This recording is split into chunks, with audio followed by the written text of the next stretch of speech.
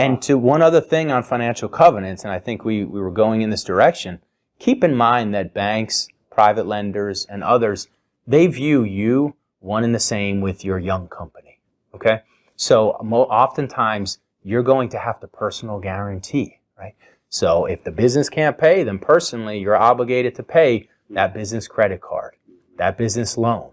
You know, it may be some vendors that are requiring you, right? You haven't established the credit worthiness yet to go ahead and just have the business sign off on it. Yeah.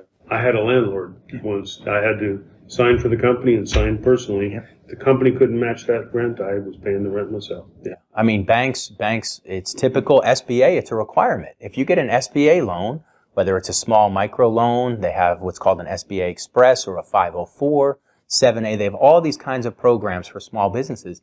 You have to personally guarantee it. There is no way, you are not eligible to enter into an SBA loan without a personal guarantee. So go into it knowing that, I'm going to have to put, risk myself personally when you embark on these ventures. Yeah. I often bristle when people say entrepreneurs are just risk takers. They're just comfortable with risk. And I oftentimes come back with an answer that's a little bit more, yeah, they may take risk, but they aren't risky people. They actually prepare as well as anybody can to not lose the money that they're putting into the venture. So they're risk averse in that way because, as you said, you're tying your finances together. Yeah. What's your experience been?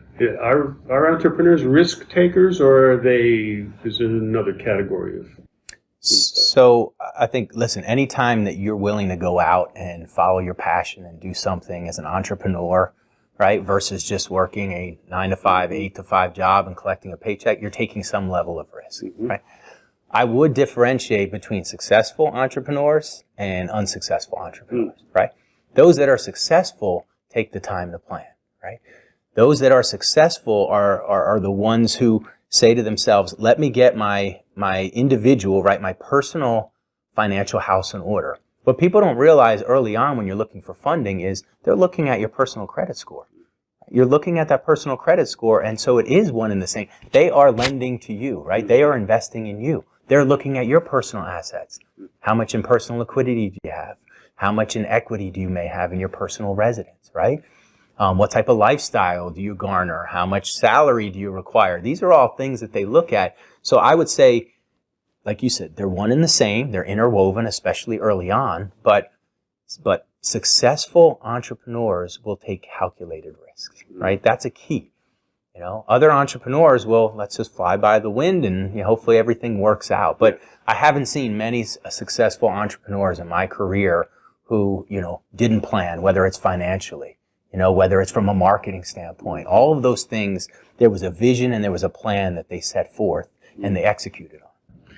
And a lot of times when students are going through college, going through school, they're just trying to get the class done. They're not trying to learn as much along the way as we'd like them to try to learn. When it comes to putting a business plan together, particularly now that we're starting to see this world of artificial intelligence where you can say, hey, give me a business plan for X, Y, and Z, that's not a good strategy. And I go back to a guy, doctor of business education administration at Ohio State years ago, Dr. Shapiro, used to say, companies that plan do better than companies that don't plan. But they don't always go according to their plan. Yeah. The planning helps them understand the business, and it addresses some of the risks. Yeah. And even in a business plan I once did, I list, here's the risks that I see with this plan, and here's how we're mitigating those risks. It's okay to have that conversation, but it also shows you're thinking about this thing eyes wide open, and you are going to do the homework to try to do the best of it for you and for the funder. Yeah. If someone is going to invest in you, whether it's an equity or a bank, they want to know that you're putting everything into it. Your research, your planning.